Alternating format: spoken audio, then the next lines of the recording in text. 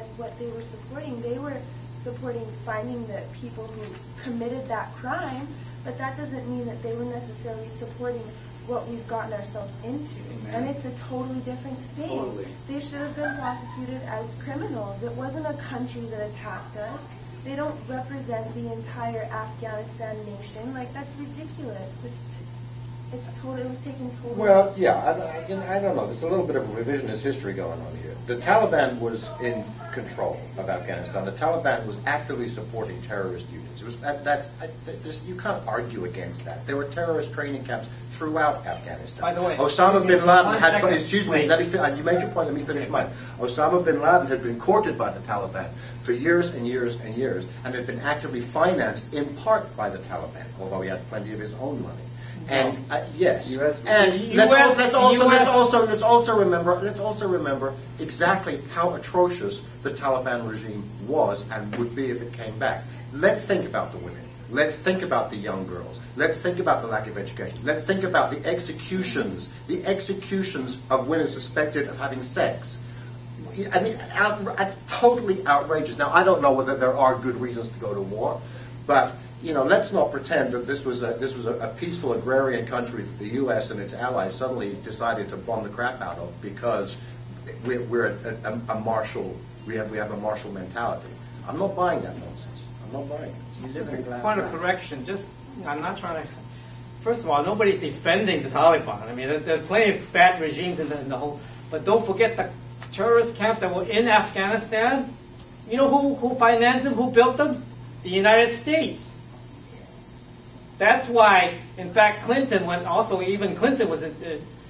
he attacked them, you know why they knew exactly where they were? Because the United States had the plans. The United States financed Osama bin Laden years before the Taliban took over. And in fact, the United States was negotiating with the Taliban to start an oil pipeline just months before the attack. And Osama and the Taliban decided to turn their extraordinary expertise against the Americans. So what does that mean?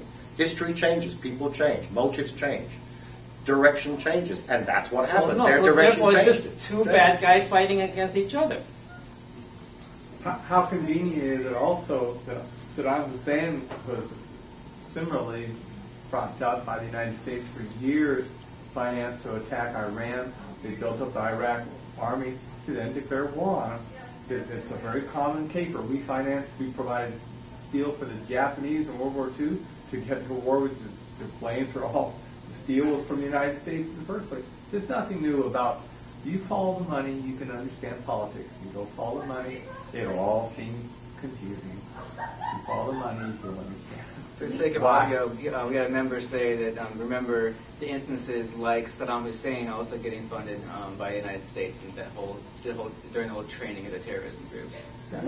The argument can be made that there has been no proper investigation of 9/11.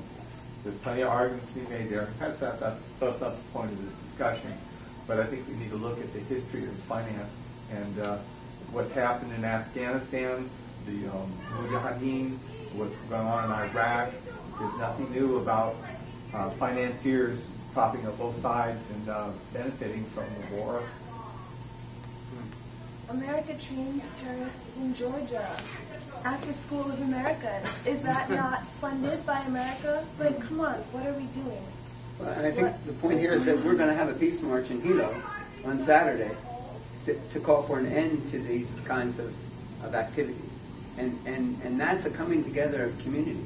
It's very, very important for us. And it's a part of our exercising our rights as citizens to make our views known. And I think it's a wonderful thing that is happening. And I hope that everybody will be supportive of it in the way they feel is appropriate. I mean, can I ask you a hypothetical question, just because I can? If, let's say, in 15 years' time, that there's a relatively stable democracy in Iraq, and there's a relatively stable democracy in Afghanistan, will the wars have been worth it? No. No. In fact, NPR actually did last week. NPR had a this woman reporter, I forgot her name, actually interviewed this Lebanese editor of a newspaper, and in fact, she specifically asked him that, and he said, "No, it wouldn't have been. I mean, just look at the numbers. Over 1 million people of Iraqi civilians killed, and 4 million of refugees. And the whole society, Iraq was actually one of the more advanced societies in the Middle East. Women had all kinds of rights before that. Now, it's completely, they have nothing. And the United States is not even talking about reparation. To me, the important thing is we not only need to offer the people of Iraq an apology, but actual reparations. I gotta say one thing. I don't know that much. I'm struggling to learn history and everything, but I just do not buy, like, oh my gosh, they're hurting women. Oh my gosh, we gotta help them.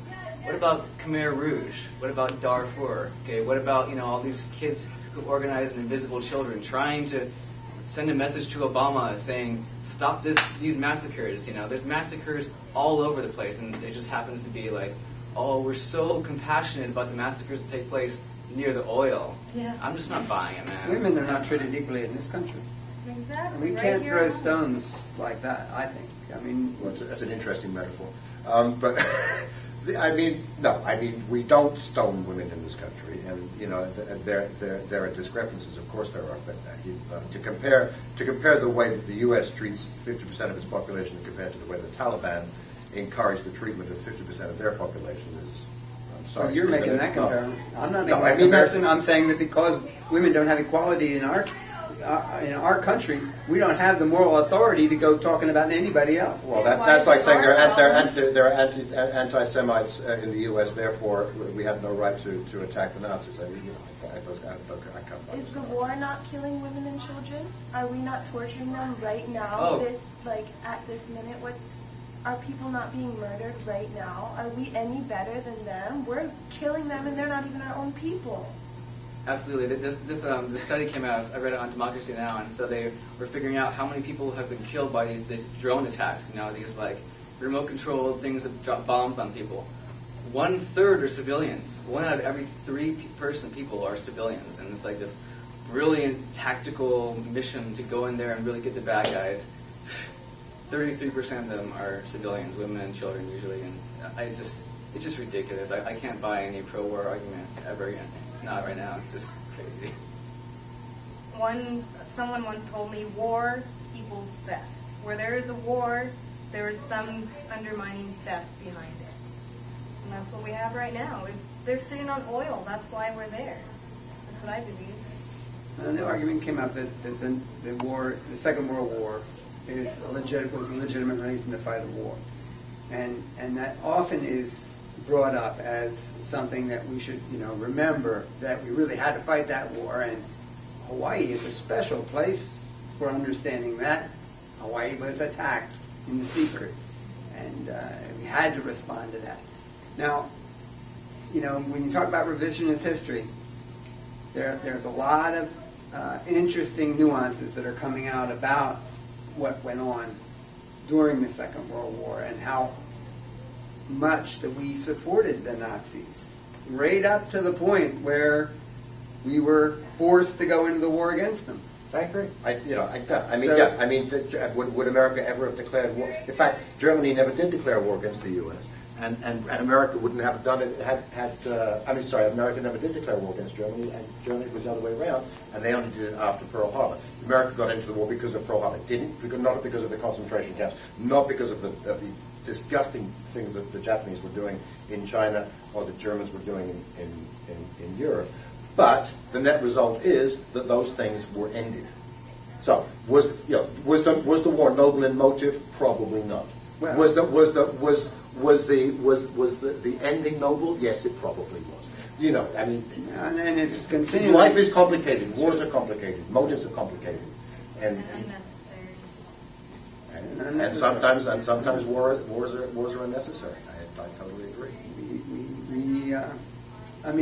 To go over the Second World War is not my intention here, but I do think that we should be continually reevaluating what we do as a people, and we happen to be citizens here, by and large, of the United States, so we have some, we're bought into our government as doing things in our name, and in that way, when we see something as egregious as what we've seen happen in Afghanistan, this is what we've seen happen in Iraq,